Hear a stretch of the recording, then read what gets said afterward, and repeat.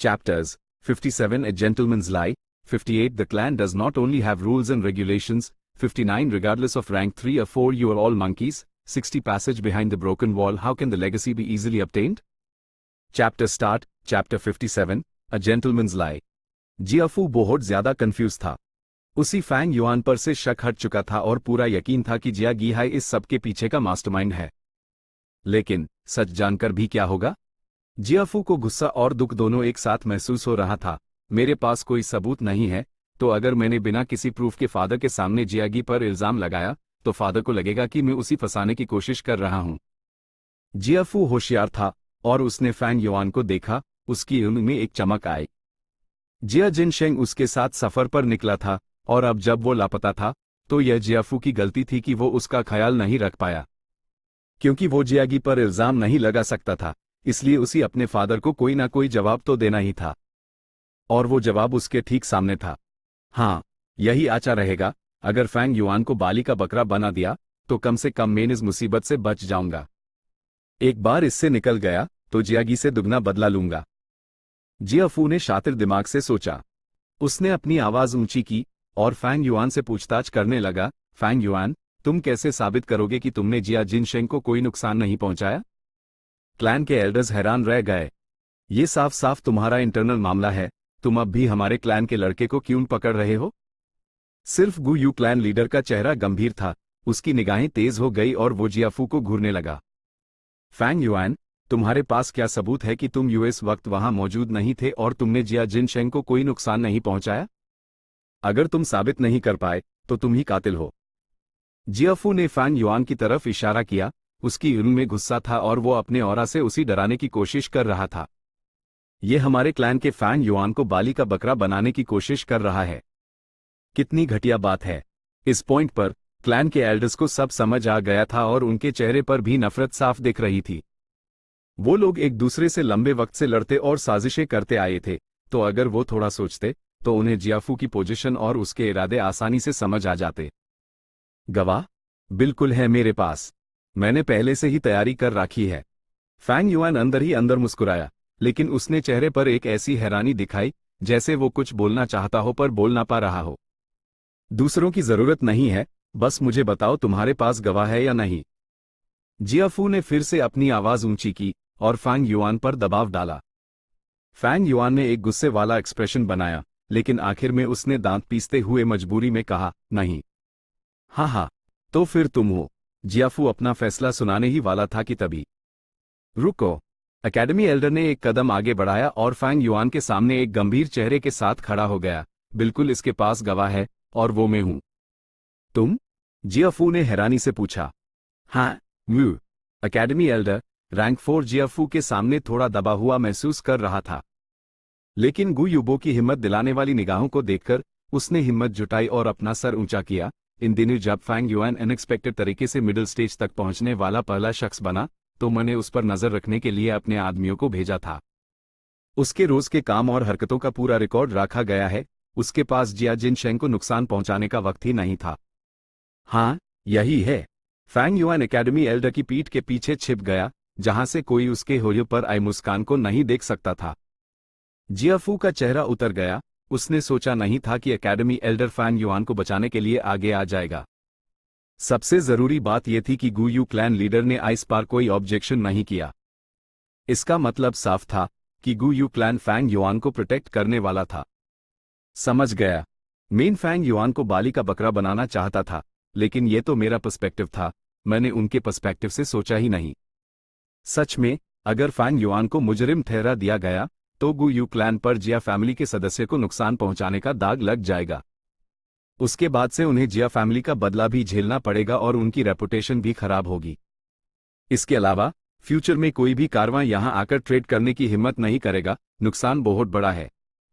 ये सोचते हाई जियाफू को तकलीफ हुई और उसका मन किया कि वो अपने ही सर पर एक थप्पड़ मारे। गु यू के बड़े बुजुर्गों ने सच में इन बातों पर गौर किया था। फैंग युआन एक सी ग्रेड था, तो अगर उसने सच में जिया जिनशेंग को मारा होता, तो उसी सौंपना कोई बड़ी बात नहीं थी। लेकिन मुद्दा यह था कि अब जब यूसपा से शक हट चुका था, तो अगर उसी सौंप दिया जाता, तो क्या गु यू क्लैन को एक बहुत बड़ा अन्याय नहीं झेलना पड़ता और उनका बहुत बड़ा नुकसान नहीं हो जाता? ये जानते हुए कि इस झगड़े का कोई हल नहीं निकल सकता, जियाफू ने दांत पीस लिए और अपनी बात पर अडिग रहने का फैसला किया। उसने कहा, अगर ऐसी बात है तो मुझे फुटप्रिंट गू इस्तेमाल करने क्यों नहीं देते? एक बार ये गू इस्तेमाल हो गया तो ये जमीन पर उसके पिछले 30,000 कदमों के निशान दिखा देगा। एकेडमी एल्डर ने नफरत से हाँ में सर हिलाया। जियाफू की बातों का मतलब था कि उसी अनपढ़ भरोसा नहीं था, लेकिन उसके पास जियाफू को रोकने का कोई रीजन नहीं था, इसलिए उसने उसी आगे बढ़ने दिया। आओ और टेस्ट कर लो। फैंग युआन ने जियाफू पर ठंडा सा हंसा और अपना सर नीचे करके उसकी तरफ बढ़ा। वो कॉन्फिडेंट था, उसने इसकी उम्मीद पहले ही कर ली थी। इसलिए इन कुछ दिनों में उसने अपनी एक्टिविटीज गांव के अंदर ही राखी थी और यूएस सीक्रेट गुफा में नहीं गया था। गू यू के बड़े बुजुर्गों की निगाहबानी में जियाफू ने कोई चाल नहीं चली। फुटप्रिंट गू बहुत अजीब था, उसका शेप एक इंसान के पैर जैसा था। उसका मटेरियल एक ट्रांसलूसेंट दही जैसा था, जिसे देखकर एक अजीब सी स्मूथनेस का एहसास होता था, और उसकी सतह पर पीली हरी चमक थी। उसका साइज छोटा था, बस हथेली जितना। जियाफू ने यूएसईवाई अपने हाथों में पकड़ा और फुटप्रिंट गू में प्राइमेवल एसेंस भेजा। फुटप्रिंट गू और ज्यादा चमकने लगा और फिर अचानक बम की आवाज के साथ वो एक पीले हरे पाउडर के बादल में फट गया। पाउडर का बादल फैंग युआन के चारों तरफ फैल गया और उसके चारों तरफ घूमने के बाद डिस्कशन हॉल से बाहर उड़ गया। जहां से भी पाउडर का बादल गुजरा, वहां जमीन पर कदमों के निशानों की एक सीरीज बन गई। ये कदमों के निशान पीली हरी रोशनी में चमक रहे थे और उनका साइज फैंग युआन के पैर जितना ही था। यह फैंग युआन के कदमों के निशान थे जब वो डिस्कशन हॉल में आया था। कदमों के निशान फैमिली हेड पवेलियन से एकेडमी हॉस्टल तक और फिर एकेडमी तक फैले हुए थे। इसके अलावा वो पहाड़ी गांव के इन तक भी पहुंचे थे।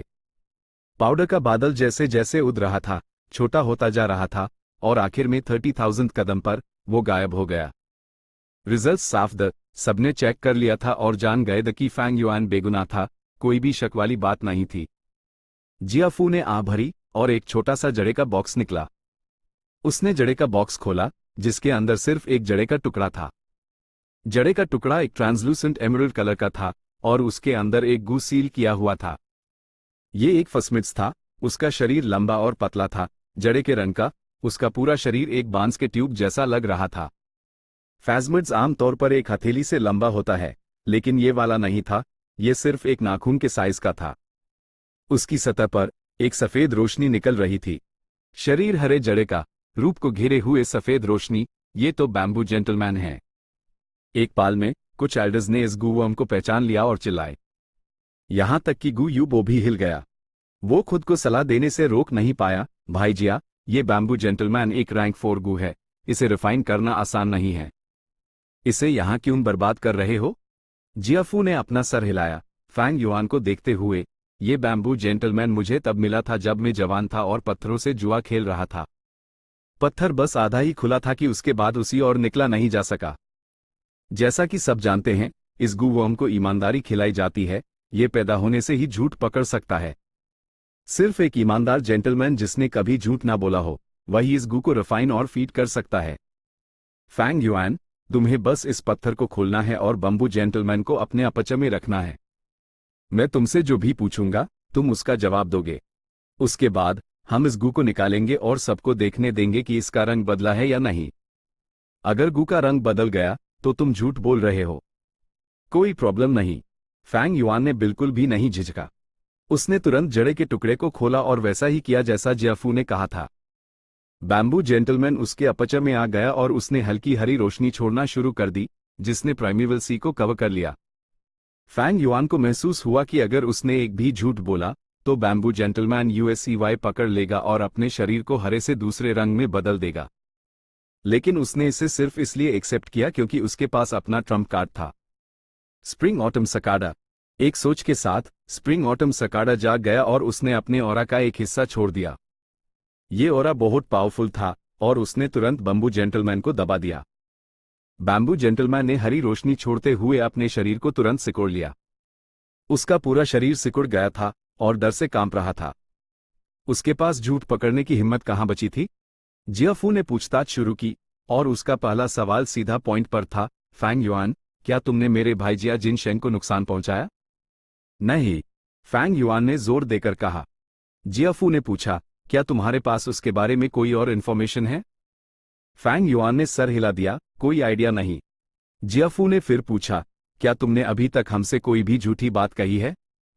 फैंग युआन ने फिर से सर हिला दिया, नहीं। ठीक है, अब तुम बंबू जेंटलमैन को बाहर निकाल सकते हो। 3 सवाल पूरे करने के बाद जियाफू ने फैंग युआन को निर्देश दिया। फैंग युआन ने बैम्बू जेंटलमैन को बाहर निकला और सबने देखा कि वो अब भी एमरल्ड ग्रीन कलर का था और उसमें कोई बदलाव नहीं था। क्लैन के एल्डर्स ने राहत की सांस ली। जियाफू का एक्सप्रेशन थोड़ा हल्का हो गया जब उसने बंबू जेंटलमैन को रखा और गुयू बो की तरफ हाथ जोड़कर कहा, इस बार बहुत तकलीफ दी, भाई गुयू। कोई बात नहीं, सच तो हम भी देखना चाहते थे। गुयू बो ने हाथ हिलाया, फिर आह भरते हुए कहा, लेकिन इस बैम्बू जेंटलमैन के लिए बहुत अफसोस है। बैम्बू जेंटलमैन में झूठ पकड़ने की एबिलिटी थी और वो एक रैंक 4 गू था, इसलिए वो बहुत कीमती था। लेकिन उसी फीड करना और रिफाइन करना आसान नहीं था। उसी एक ईमानदार जेंटलमैन द्वारा रिफाइन करना पड़ता था। अगर किसी दूसरे गू मास्टर ने एक भी झूठ बोला होता तो रिफाइनमेंट फेल हो जाता और बंबू जेंटलमैन उसी वक्त मर जाता। उसका खाना ईमानदारी थी। वो एक ईमानदार जेंटलमैन के अपचर में रहता था और जिंदा रहने के लिए यूएस जेंटलमैन की ईमानदारी को खाने के रूप में इस्तेमाल करता था।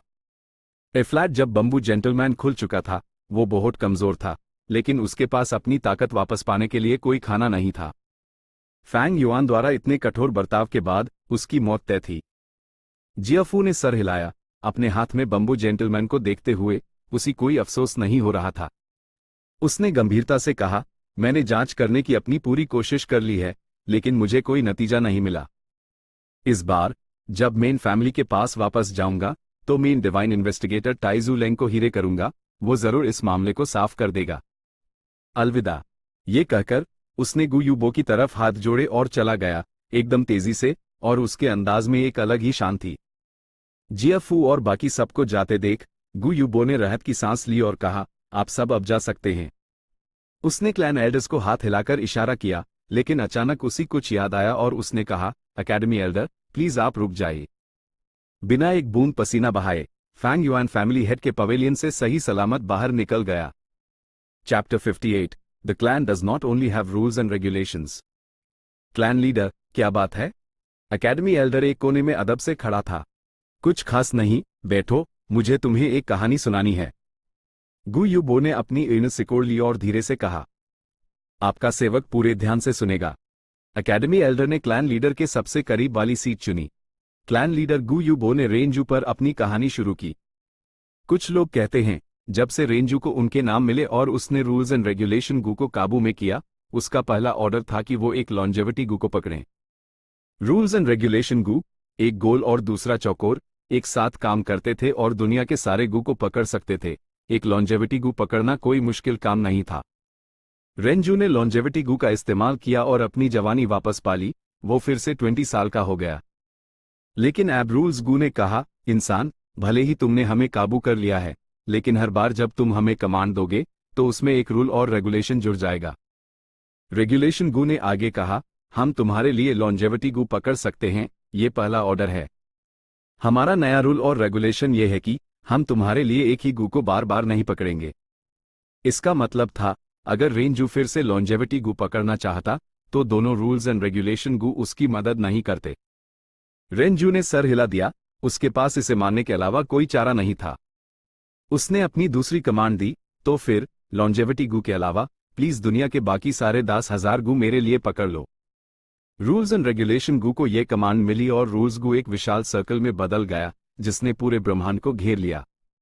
रेगुलेशन गू एक विशाल स्क्वायर में बदल गया जिसने पूरी दुनिया को ढक लिया। एक स्क्वायर और एक राउंड ने मिलकर एक बड़ा जाल बनाया जिसने पूरी दुनिया को घेर लिया।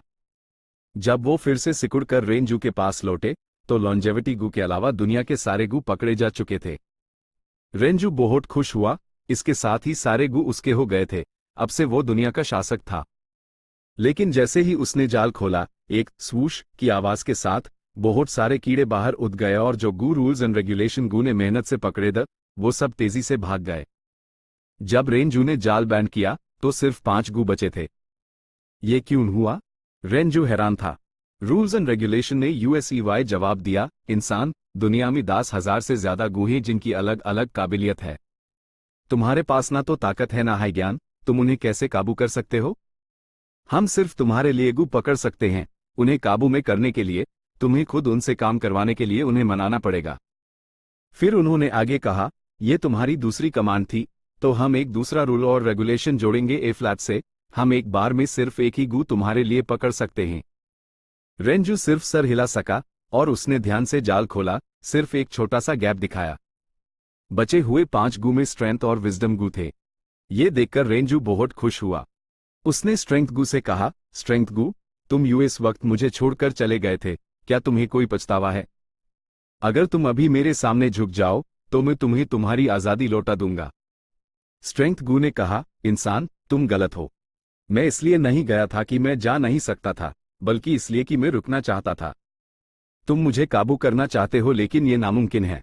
मैं सिर्फ उनके सामने झुकता हूं जो मुझसे ज्यादा ताकतवर हैं, लेकिन तुम तो सवाल से ही बाहर हो। हाँ, हम फिर से सौदा कर सकते हैं, मुझे अपनी जवानी दे दो और मैं वक्ती तौर पर तुम्हारी बात मानूंगा। रेंजू ये सुनकर झिझक गया, उसने अभी अभी अपनी जवानी वापस पाई थी, क्या वो उसी फिर से खोने वाला था? लेकिन उसी ताकत की चाहत थी, वो जानता था कि ताकत के साथ वो और मजबूत हो जाएगा और जिंदगी आसान हो जाएगी। इसके अलावा ताकत के साथ वो और भीगू को काबू कर सकता था। इसलिए रेंजू मान गया और उसने उसके साथ दूसरा सौदा किया। रेंजू तुरंत अधे उम्र का हो गया और स्ट्रेंथ गू जाल से बाहर उड़कर रेंजू के कंधे पर बैठ गया। रेंजू के पास अब ताकत थी और वो कॉन्फिडेंस से भरा हुआ था। उसने विजडम गू से कहा, विजडम गू, तुम यूएस वक्त मुझे छोड़कर चले गए थे, क्या तुम्हें कोई पछतावा है? अगर तुम अभी मेरे सामने झुक जाओ तो मैं तुम्हें तुम्हारी आजादी लौटा दूंगा। विजडम गू ने कहा, इंसान, तुम गलत हो। मैं इसलिए नहीं छोड़कर गया था कि मैं जा नहीं सकता था, बल्कि इसलिए कि मैं रुकना चाहता था। तुम मुझे काबू करना चाहते हो लेकिन ये नामुमकिन है। मैं सिर्फ उनके सामने झुकता हूं जो मुझसे ज्यादा होशियार हैं, लेकिन तुम मुझसे ज्यादा होशियार नहीं हो। हाँ, हम फिर से सौदा कर सकते हैं, मुझे अपनी आधे उम्र दे दो और मैं वक्ती तौर पर तुम्हारी बात मानूंगा। रेंजू ने यह सुनकर वही सौदा फिर से करने से माना कर दिया। यूज अपनी जिंदगी ज्यादा प्यारी थी और वो ये भी जानता था कि एक बार उसने अपनी आधे उम्र बेच दी तो उसके पास सिर्फ बुढ़ापा बचेगा। जल्द ही स्ट्रेंथ और विजडम गू उसी फिर से छोड़ देंगे, बिल्कुल पिछली बार की तरह। रेंजू ने सौदा करने से माना कर दिया, लेकिन वो विजडम गू को जाने भी नहीं देना चाहता था। विजडम गू बेचैन हो गया और मजबूरी में मान गया, ठीक है इंसान, तुम जीत गए। मैं इस बार तुमसे हार गया। बस मुझे ये बता दो कि तुमने मुझे पकड़ने के लिए कौन सा तरीका इस्तेमाल किया। मैं हार मान लूंगा और तुमसे कुछ भी नहीं लूंगा, तुम्हारे इशारों पर नाचूंगा।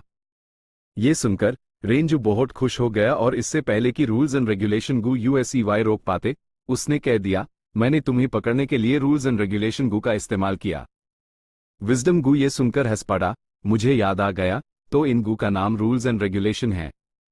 हाँ, अब जब मैं तुम्हारा नाम जानता हूं, तुम मुझे और नहीं पकड़ सकते। ये कहते हुए वो एक रोशनी की किरण में बदल गया और उड़ गया, हवा में गायब हो गया। रूल्स एंड रेगुलेशन गू ने शिकायत करना शुरू कर दिया, इंसान, हमने तुम्हें बहुत पहले बताया था कि हमारा नाम सिर्फ तुम्हें ही पता होना चाहिए, किसी और को नहीं, वरन दूसरे लोग हमारा इस्तेमाल करेंगे। देखो क्या हुआ, अब जब विजडम गू हमारा नाम जानता है तो ये मुसीबत की बात है। तब जाकर रेंजू को एहसास हुआ कि विजडम गू ने उसी धोखा दिया था। उसी बहुत दुख हुआ, क्योंकि वो जानता था कि उसने रूल्स एंड रेगुलेशन का इस्तेमाल करके विजडम गू को पकड़ने का आखिरी मौका भी खो दिया था। ये कहते हुए गू यूबो की कहानी खत्म हुई। उसने एकेडमी एल्डर को एक गहरे मतलब वाली निगाहों से देखा। एकेडमी एल्डर अपनी सीट से उछाल पड़ा। उसने रेंजू की कहानी बहुत पहले सुनी थी, लेकिन गू यूबो के मुंह से इसका मतलब और भी गहरा था। उसकी निगाहें चमक उठी और उसका दिल समझ गया। उसने गू यूबो को थोड़ा झुक कर सलाम किया और अदब से कहा, क्लैन लीडर, क्या आप इस कहानी को एक एग्जाम्पल के तौर पर इस्तेमाल कर रहे हैं? फैंग युआन विजडम गू है और क्लैन रेंजू। भले हाई रेंजू ने रूल्स एंड रेगुलेशन गू का इस्तेमाल करके विजडम गू को पकड़ लिया और उसी कैद करने में कामयाब रहा, लेकिन आखिर में विजडम गू भाग ही गया। ये कहते हुए एकेडमी एल्डर रुका और थोड़ी देर सोचा, फिर गू यूबो को देखा। सर क्लैन लीडर, आप चाहते हैं कि मैं फैंग युआन को जाने दूं और उस पर दबाव डालना बैन कर दूं? लेकिन वो दिन ब दिन हद पार कर रहा है। गू यूबो ने एकेडमी एल्डर की बात काट दी, अपना हाथ आगे बढ़ाकर उसी बैठकर बात करने का इशारा किया। एकेडमी एल्डर बैठ गया और उसने गू यूबो को आ भरते हुए सुना, तुम्हारी समझ अभी भी बेहतरीन है। एक होशियार इंसान होने के नाते तुम आसानी से मेरी बात समझ जाते हो। बदकिस्मती से तुम्हारी सिचुएशन पर पकड़ अभी भी बहुत कम है। तुम सिर्फ अपने सामने की छोटी सी जमीन देख सकते हो। मैं तुम्हें बताता हूं, एकेडमी एक छोटा मामला है और क्लैन ही असल में जरूरी है। मैं जानता हूं कि तुम किस बात से परेशान हो। डरते हो कि बाकी स्टूडेंट्स फैंग युआन से बहुत ज्यादा दब जाएंगे और आखिर में अपने दिल की आग खो देंगे। ही। गु युबो ने सर हिलाया, एकेडमी एल्डर की तरफ इशारा करते हुए। तुम ज्यादा सोच रहे हो। तुम्हें क्या लगता है क्लैन क्या कर रहा है? सिर्फ तुम्हारी एकेडमी पर नए लोगों को तैयार करने के लिए भरोसा कर रहा है? बिल्कुल नहीं। हर स्टूडेंट के पीछे उनके माँ बाप, बुजुर्ग और दोस्त हैं। सिर्फ इन लोगों के सपोर्ट, एनकरेजमेंट और उम्मीदों से ही हमारे गुयू क्लैन की नई जनरेशन के दिलों में कॉन्फिडेंस और मोटिवेशन आ सकता है। फैंग युआन ने सच में बार बार मेरी उम्मीदों को पार किया है। उसमें एक बेहतरीन शख्सियत की झलक है। मैं चुपके से फैंग झेंग पर नजर रखता आया हूं और मुझे फैंग युआन की जबरदस्ती वसूली के बारे में बहुत पहले से पता है। उसी करने दो जो वो कर रहा है। उसी फैंग झेंग, मोबेई और चीचेंग जैसे कच्चे हीरो को तराशने के लिए इस्तेमाल करो। इस मामले में बहुत से फायदे हैं। कम से कम इस बैच के स्टूडेंट्स की लड़ने की स्किल्स पिछले सारे बैचेस से बेहतर है। एकेडमी एल्डर चिंतित था, लेकिन क्लैन लीडर, जरूरत से ज्यादा रुकावटें भी अच्छी बात नहीं है। ये हीरे को तोड़ देगी। खासकर अब जब फैंग युआन के पास लिकर वर्म है। यह वर्म एक रैंक 1 गु मास्टर के लिए बहुत बड़ी मदद है। मुझे डर है कि रैंक 1 स्टेज पर फैंग युआन के दबाव में कोई भी सिचुएशन को पलट नहीं पाएगा। तो उन्हें सिचुएशन पलटने मत दो। गु युबो ने गुस्से से कहा, एक पावर में बैठे इंसान की शान और बेरुखी दिखाते हुए। ये छोटी सी हार, इससे क्या फर्क पड़ता है? क्या ये मौत से ज्यादा डरावनी है? उनके फैमिली के बुजुर्गों के सपोर्ट के साथ अगर उनमें अभी भी मोटिवेशन की कमी है तो वो हीरे है ही नहीं और उन्हें पालने का कोई मतलब नहीं है।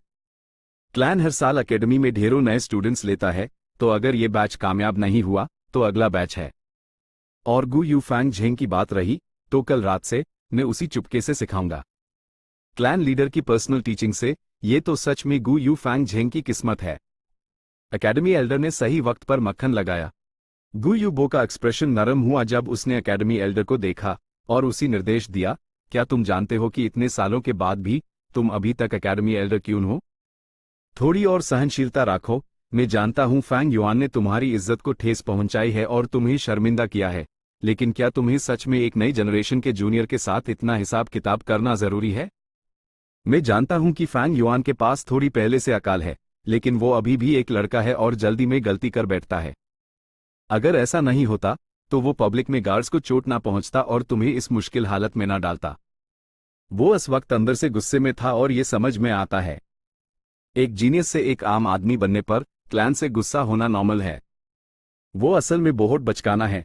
तुम ये उसके लिकर वर्म को छुपाने की कोशिश से ही बता सकते हो। लिकर वर्म को कैसे छुपाया जा सकता है? वो अभी तक मैच्योर नहीं है और अभी भी मासूम है। उसी एक डरावना इंसान मत समझो। उसी विजडम गु से कंपेयर करना, मैं उसी कुछ ज्यादा हाई इंपॉर्टेंस दे रहा हूं। ज्यादा से ज्यादा उसके पास थोड़ी सी होशियारी है, लेकिन असली समझदारी और ज्ञान की कमी है। अगर उसने मिडिल स्टेज तक पहुंचने की बात चुपके से छुपाई होती या क्लास चेयरमैन की पोजीशन बिना किसी नफरत के एक्सेप्ट कर ली होती, तब वो सच में एक गहरा साजिशकर होता। क्लैन लीडर, आपका मतलब है? एकेडमी एल्डर ने अपनी भौवें उठाई। मैं ये कहने की कोशिश कर रहा हूं कि फैंग युआन क्लैन से नाखुश है तो उसी अपना गुस्सा निकालने दो। एक चींटी अगर हाथी पर थूकेगी तो क्या हाथी को फर्क पड़ेगा? इमोशंस बाहर निकालने के लिए होते हैं, अंदर दबाने के लिए नहीं।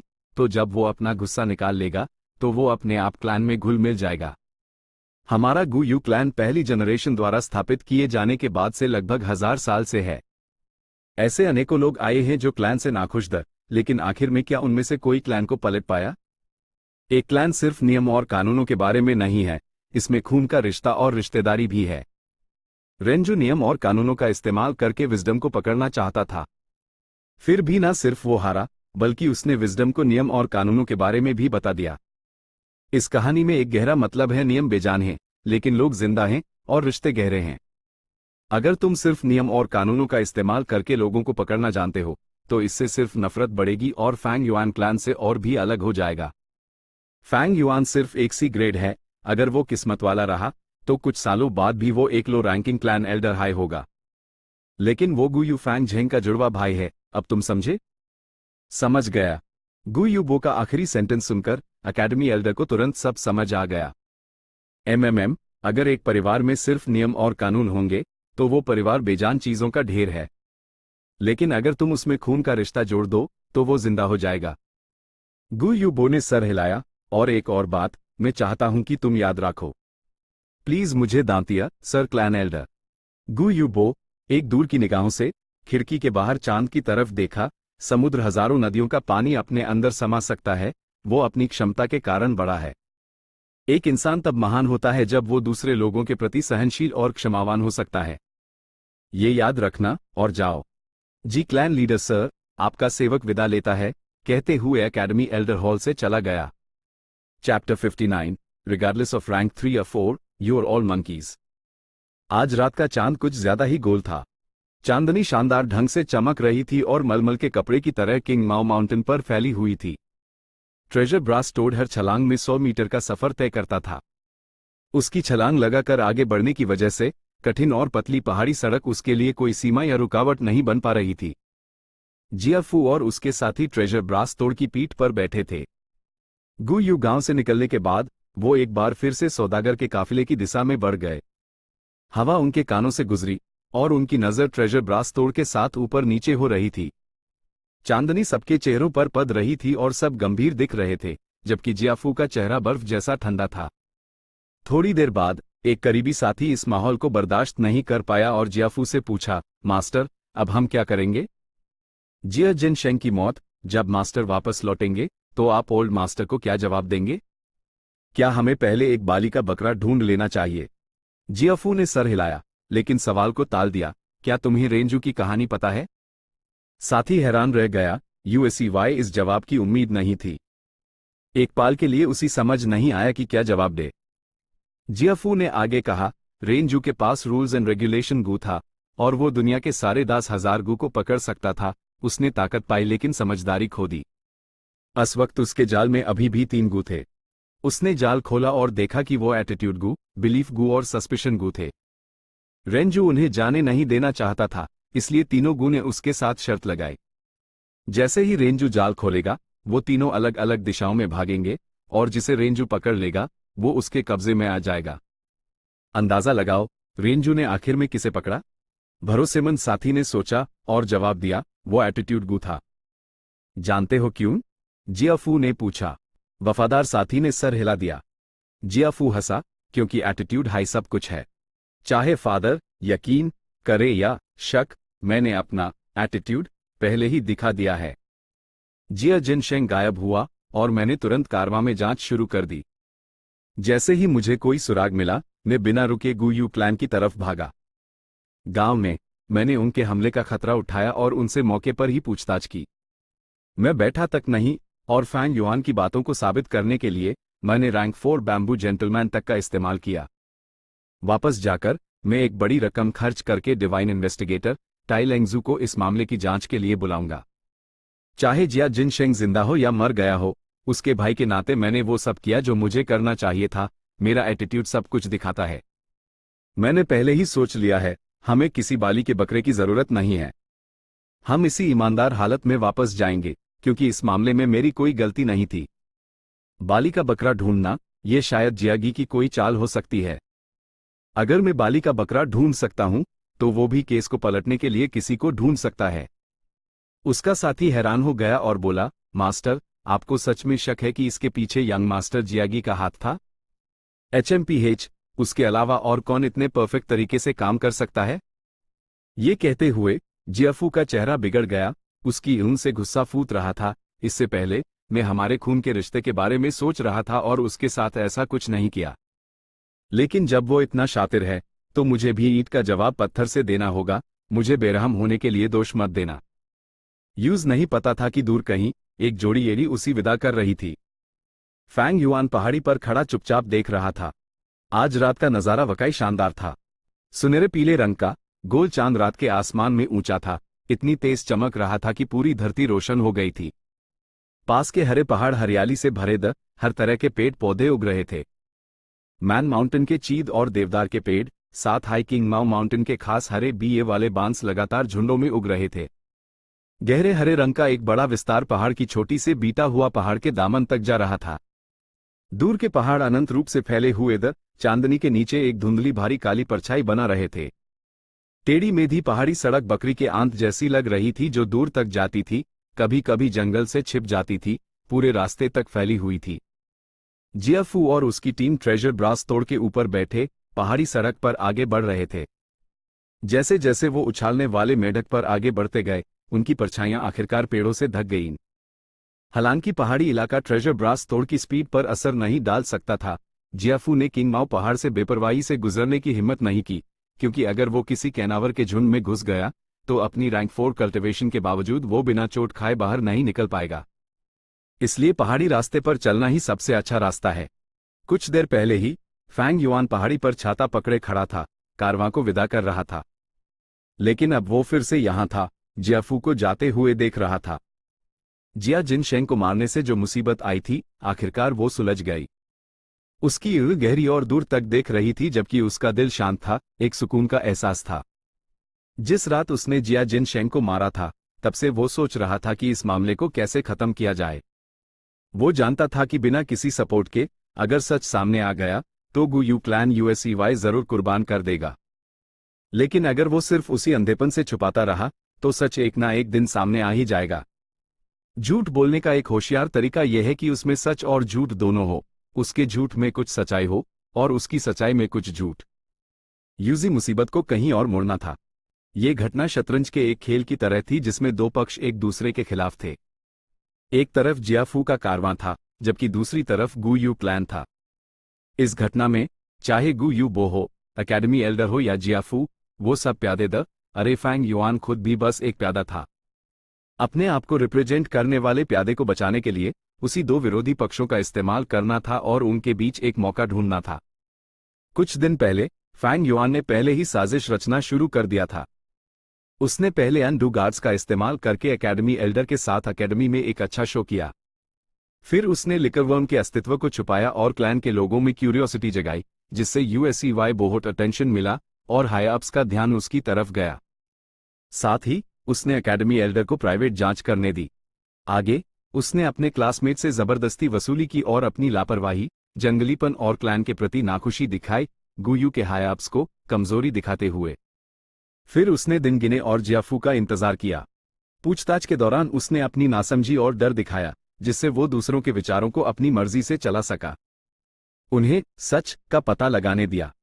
आखिर में उसने गु यू क्लैन और जियाफू के विरोधी हितों का इस्तेमाल किया और एकेडमी एल्डर को, जो उस पर शक करता था और जांच करवा रहा था, अपने गवाह में बदल दिया। बैम्बू जेंटलमैन एक छोटा सा अनएक्सपेक्टेड एक्सीडेंट था, लेकिन वो अभी भी एक रैंक 4 गु था और स्प्रिंग ऑटम सकाडा के ऑरा के नीचे बैम्बू जेंटलमैन मजेदार तरीके से फैंग युआन का सबसे बड़ा सबूत बन गया। आखिर में फैंग युआन ने न सिर्फ बिल्कुल सही तरीके से समझाया कि यूएसईवाई लिकरवर्म कहां से मिला, बल्कि उसने इल्जाम मासूम जियागी पर भी डाल दिया, जबकि वो खुद इस घटना से बिना किसी नुकसान के बाहर निकल गया। एकेडमी एल्डर को पीछे रहने के लिए कहा गया। लगता है गु यू बो एकेडमी के मामलों में दखल देने जा रहा है और मुझ पर दबाव डालने की योजना को खत्म करने वाला है। उसके स्वभाव के हिसाब से उसमें इतनी सहनशीलता है, लेकिन उसका असली मकसद मैं नहीं हूं, शायद फैंग झेंग है। मामले को बढ़ाने का मेरा एक मकसद शोर मचाना था और हाईअप्स का ध्यान खींचना था। अगर गु यूबो सामने नहीं आता तो अभी भी गु यूमो चेन और चिलियन होते जो अपनी रेपुटेशन बचाने के लिए आगे आते। जहां तक जियाफू की बात है, उसे अब यकीन हो गया होगा कि जियागी ही मुजरिम है। उसके सीने में बदले की आग जल रही है। ही ने इसका बेसब्री से इंतजार कर रहा हूं। मेरे दखल से उनके भाइयों का झगड़ा और बढ़ेगा। पता नहीं वो गु मास्टर कंपटीशन पहले होगा या नहीं। ओह हाँ, अभी भी वो डिवाइन इन्वेस्टिगेटर टाई लेंगजू है। Tai Lengju HMPH। Fang Yuan ने ये नाम दोहराया और आधे पाल के बाद हल्का सा मुस्कुराया। राइचस पाथ में ये वकाई एक कैरेक्टर है। बदकिस्मती से वो सरकारी कामों में उलझा हुआ है और उसका शेड्यूल बहुत टाइट है। इस मामले के लिए उसी यहां लाना आसान नहीं है। जियाफू अपना एटीट्यूड दिखाना चाहता है, इसलिए उसी बुलाना ही पड़ेगा, लेकिन वक्त का अंदाजा लगाना मुश्किल है। कम से कम 2 से 3 साल का अरेंजमेंट तो लगेगा ही। 2 से 3 साल में उसके पास रैंक 2 या 3 की कल्टीवेशन होगी। तब तक जिंदगी एक बिल्कुल अलग नज़ारे में होगी। रात की हवा पहाड़ों की ताज़ी ठंडी हवा के साथ बह रही थी, एक अलग ही खुशबू लिए हुए। फैंग युआन ने सांस ली और ज्यादा ताज़ा महसूस किया।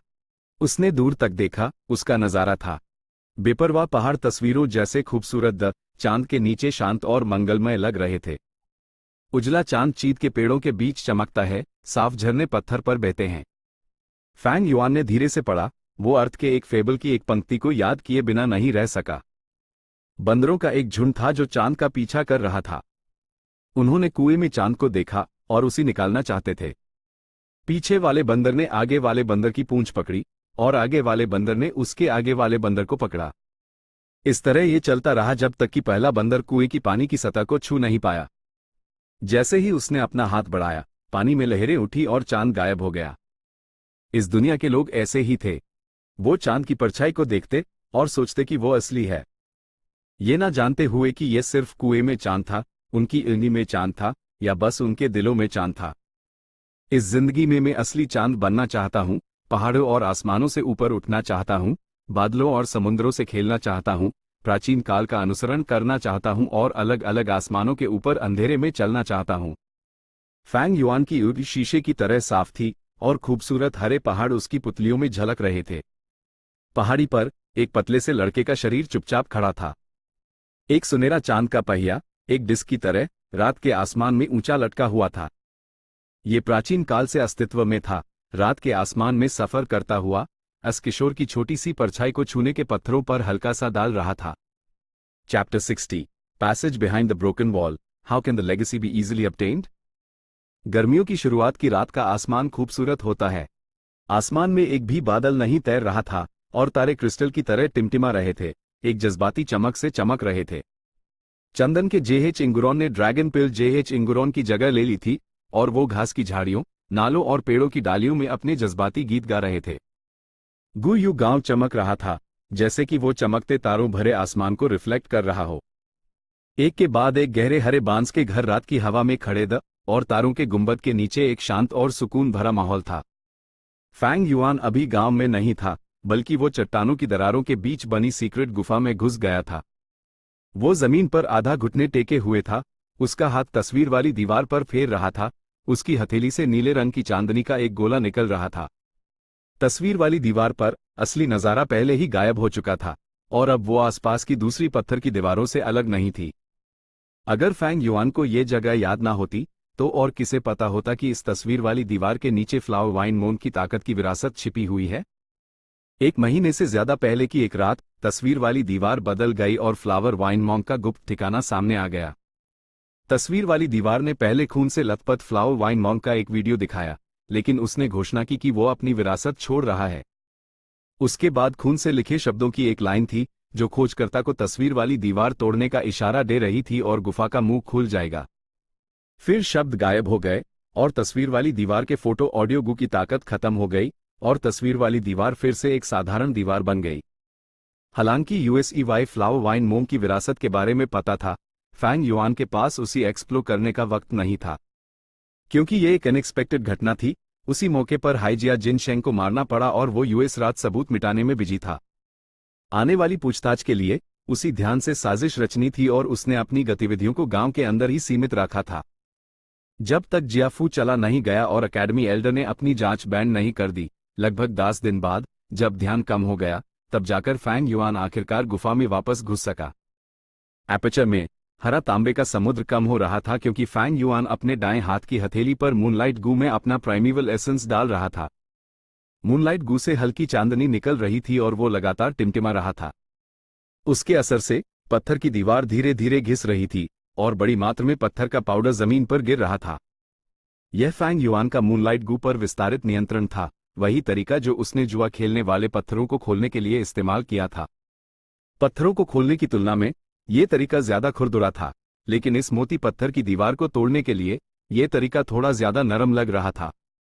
यह छठा दिन था जब फैंग युआन मूनलाइट गू का इस्तेमाल करके पत्थर की दीवार को घिस रहा था। जमीन पर गहरे लाल रंग के पत्थर के पाउडर का एक मोटा ढेर था। लॉजिक के हिसाब से किंग माओ माउंटेन की मिट्टी सारी हरे रंग की थी, लेकिन यहां मिट्टी अजीब तरह से चमकदार लाल थी और उससे एक गहरा चमक निकल रहा था। लेकिन खुशकिस्मती से इस रोशनी के सोर्स की वजह से फैंग युआन को मशाल तैयार करने की जरूरत नहीं पड़ी। शक से बचने के लिए फैंग युआन ने कोई भी औजार इस्तेमाल नहीं किया। स्टील के हथौड़े और कुदाली अनडाउटेडली पत्थर की दीवार तोड़ने के लिए बेहतर थे, लेकिन अगर वो ऐसा करता तो दीवार तोड़ने की आवाज पूरे इलाके में गूंजती। चाहे बाहर की दुनिया को हल्की या तेज आवाज सुनाई देती, फैंग युआन ऐसे सभी संभावित शक वाले पॉइंट्स को खत्म करना चाहता था। छोटी छोटी बातें अक्सर किसी की जीत या हार तय करती हैं। फैंग युआन के लिए सतर्क रहना सिर्फ उसकी अच्छी बात नहीं थी, ये उसकी एक आदत जैसी थी। अपनी पिछली जिंदगी में वो लापरवाह और बेफिक्र रहा था, लेकिन उसी जल्द ही इसकी भारी कीमत चुकानी पड़ी। एक कहावत है, लोग उम्र के साथ और डरपोक हो जाते हैं। फिर भी असल में ये डरपोक होना नहीं, बल्कि धैर्य से भरी सतर्कता है। 500 साल के अनुभव ने उसकी रूह में सतर्कता शब्द को बसा दिया था। पफ। एक गहरी सांस लेते हुए फैंग युआन ने धीरे धीरे प्राइमेवल एसेंस का ट्रांसमिशन बैंड कर दिया। वो जमीन पर गिर पड़ा, बहुत ज्यादा थका हुआ। उसने आधे आदमी की ऊंचाई वाली पूरी तस्वीर की दीवार में से लगभग 3 इंच की मोटाई खोद डाली थी। फैंग युआन ने अपने माथे से पसीना पोंछा और अपने कंधों को एक्सरसाइज किया और अपने पैरों को स्ट्रेच किया। लंबे समय तक बैठने के कारण उसके पैरों में सुन्नपन महसूस हो रहा था। नोक नोक नोक। फैंग युआन ने अपनी उंगलियां मोड़कर पत्थर की दीवार पर ठोका। आवाज सुनकर वो दिल ही दिल में थोड़ा खुश हुआ, क्योंकि वो बता सकता था कि दीवार पतली हो रही है। बैंड करके ध्यान लगाते हुए उसने एक बार फिर अपने अपचर के अंदर की स्थिति जांची। हारा तांबे का प्राइमेवल एसेंस 20% से भी कम बचा था। मेहनत जारी रखो। फैंग युआन ने दांत पीस लिए और अपना दाहिना हाथ फिर से पत्थर की दीवार पर रखा। पानी जैसे नीले रंग की चांदनी लगभग 15 मिनट तक चमकती रही, फिर फैंग युआन ने अचानक अपनी हरकतें रोक दी। उसने अपना दाहिना हाथ हटाया और पाया कि पत्थर की दीवार में पहले से ही एक छोटा सा छेद हो गया था। वो तुरंत उठा और लात मारी। एक गड़गड़ाहट की आवाज के साथ छेद बड़ा हो गया और एक बांस की टोकरी जितना बड़ा हो गया। फैंग युआन ने सावधानी से कुछ कदम पीछे लिए। उसी छेद से एक अजीब सी बासी हवा आती हुई महसूस हुई जो इस गुप्त गुफा में फैल रही थी। गुप्त गुफा का वेंटिलेशन अच्छा नहीं था। फैंग युआन ने एक पल के लिए सोचा और पत्थर की दरार से निकलकर बाहरी दुनिया में लौटने का फैसला किया। थोड़ी देर बाद ही वो वापस लौटा। गुफा में बासी हवा पहले से थोड़ी बेहतर थी और फैंग युआन ने छेद का आकार बढ़ाना जारी रखा, कभी मूनलाइट गू का इस्तेमाल करते हुए और कभी अपने हाथों से खोदते हुए या अपने पैरों से लात मारते हुए। थोड़ी देर बाद उसने आखिरकार छेद को इतना बड़ा कर दिया कि वो उसमें घुस सके। छेद से देखने पर नीचे की तरफ एक तिरछा रास्ता था। रास्ता शुरू में पतला था, लेकिन जितना गहरा होता गया उतना ही चौड़ा होता गया। एक आदमी को पहले घुसते समय सर झुकाना पड़ता था, लेकिन रास्ते के आखिरी हिस्से में वो सीधे पीठ के साथ बड़े कदम ले सकते थे। गुफा की दीवारों का रंग अजीब लाल मिट्टी जैसा था, जिससे हल्की लाल रोशनी निकल रही थी। इस वजह से रास्ते का अंदर का हिस्सा दिखाई दे रहा था, लेकिन रास्ता बहुत लंबा था और जहां तक आंख देख सकती थी उससे भी आगे तक फैला हुआ था। एंगल की वजह से फैंग युआन नहीं देख सकता था कि रास्ते के आखिर में क्या है। वो गुफा के प्रवेश द्वार पर खड़ा था और तुरंत अंदर नहीं घुसा, बल्कि ऊन सिकोड़कर वहीं खड़ा रहा। एक ताकत की विरासत एक साधारण विरासत जैसी नहीं थी। विरासत तब होती है जब एक गू मास्टर मर जाता है और अपना सामान पीछे छोड़ जाता है। जो लोग इस विरासत को ढूंढते हैं वो लाश पर चीजें पा सकते हैं। एक ताकत की विरासत तब होती है जब एक गू मास्टर मरने के करीब होता है और अपनी विरासत को खत्म नहीं होने देना चाहता, या आने वाली पीढ़ियों को फायदा पहुंचना चाहता है, या दुनिया में अपने अस्तित्व का आखिरी निशान छोड़ना चाहता है, तो वो जानबूझकर आने वाले लोगों को परखने के लिए रुकावटें बनाता है। फ्लाओ वाइन मॉन्क का उदाहरण ले। उसने इस विरासत को एक साफ उद्देश्य से बनाया था, एक बदला लेने वाले को पालना, गू यू क्लैन से बदला लेने के लिए। अगर आने वाला व्यक्ति इन परीक्षाओं को पार कर पाता है तो उसी हर तरह के लाभ मिलेंगे। जो व्यक्ति आखिरी परीक्षा पार करेगा उसी पूरी ताकत की विरासत मिल जाएगी। दोनों फैक्शंस के अनुसार ताकत की विरासत को राइचस विरासत और डिमोनिक विरासत में बांटा जाता है। राइचस विरासत अक्सर बड़े हाई नफीस डिजाइन की होती थी ताकि व्यक्ति के स्वभाव और चरित्र को परखा जा सके। जो लोग बीच में फेल हो जाते उनकी जान को कोई खतरा नहीं होता था। डिमोनिक विरासत ज्यादा जटिल थी। वो डिमोनिक कल्टिवेटर्स अक्सर पागल और जिद्दी, बेरहम या मास मर्डरर होते थे, जिन्हें साधारण मापदंडों से नहीं आंका जा सकता था। कुछ डिमोनिक विरासतन में ऐसी परीक्षाएं होती थी जो दिमाग को परखती थी। बहुत सारे उलझने वाले फैसले करने होते थे। बहुत से लोग बिना कोई नतीजा पाए गहरी और दर्दनाक सोच में डूब जाते थे। कुछ डिमोनिक विरासतें बहुत सरल होती थी, एक गुप्त कमरा जिसके अंदर गू वॉर्म्स और प्राइमेवल स्टोन्स होते थे। कुछ डिमोनिक विरासतें बहुत क्रूर होती थी और बीच में फेल होने का मतलब अक्सर मौत होता था। कुछ और भी एक्सट्रीम द कुछ डिमोनिक कल्टिवेटर्स की विरासतें एक बड़ा झूठ होती थी, खुद एक बड़ा जाल होती थी। वो किसी को अपने साथ ले डूबने के नियम का पालन करते थे और मरने से ठीक पहले भी वो इस परीक्षा को बनाते थे और दूसरों को धोखा देते थे। फ्लाओ वाइन मोंग की विरासत किस टाइप की है? फैंग युआन गहरी सोच में डूब गया। अपनी पिछली जिंदगी की यादों के साथ उसी भविष्य की सभी मशहूर डेमोनिक विरासतन के बारे में साफ पता था, लेकिन इस वाली को उसकी जिंदगी में किसी ने नहीं खोजा था और फैंग युआन को इसके डिटेल्स के बारे में पता नहीं था। देखा जाए तो एक जाल होने के चांसेस ज्यादा नहीं हैं। वर्न फ्लावर वाइन मॉन्क इस तस्वीर वाली दीवार को डिजाइन नहीं करता, लेकिन क्या कोई छिपा हुआ मैकेनिज्म है? फैंग युआन ने एक पत्थर उठाया और उसी गुफा में फेंक दिया। पत्थर रास्ते में लुढ़कने लगा और जल्द हाई फैंग युआन की नजर से ओझल हो गया। उसी गुफा में टकराने की आवाजों की एक सीरीज सुनाई दी। फैंग युआन गहरी सोच में डूब गया। पत्थर के टेस्ट के नतीजों से पता चला कि यह सुरक्षित था, लेकिन वो अभी तक रास्ते में नहीं घुसा और उसके बजाय कुछ पत्थर का पाउडर निकला और उसी गुप्त गुफा के प्रवेश द्वार के आसपास फैला दिया। साथ ही उसने पत्थर की दरार के प्रवेश द्वार पर भी एक परत फैला दी। इसके बाद वो पतली पत्थर की दरार से बाहर निकला और यूएस जगह से चला गया। नदी से कुछ 100 मीटर दूर एक छिपी हुई झाड़ी में उसी हरी बांस की शराब मिली जो वो इस बार अपने साथ लाया था। सील खोलकर उसने एक बड़ा घूंट पिया और जानबूझकर थोड़ी शराब गिरा दी, जिससे उसके कपड़ों पर लग गई और उससे शराब की बू आने लगी। शराब लेकर वो गांव वापस गया और जब स्कूल हॉस्टल पहुंचा तो ठीक आधी रात हो चुकी थी। अगर वो अक्सर रात को वापस ना लौटता तो लोगों को शक हो जाता। ये बेहतर था रात को जल्दी निकलना और देर रात वापस आना। लिकर वर्म ढूंढते समय फैंग युआन ने पहले ही ऐसा किया था और यूएस बैकग्राउंड के साथ ऐसा व्यवहार अजीब नहीं था। तारे फीके पड़ गए और सूरज निकल आया एक शांत रात के बाद। Chapter and.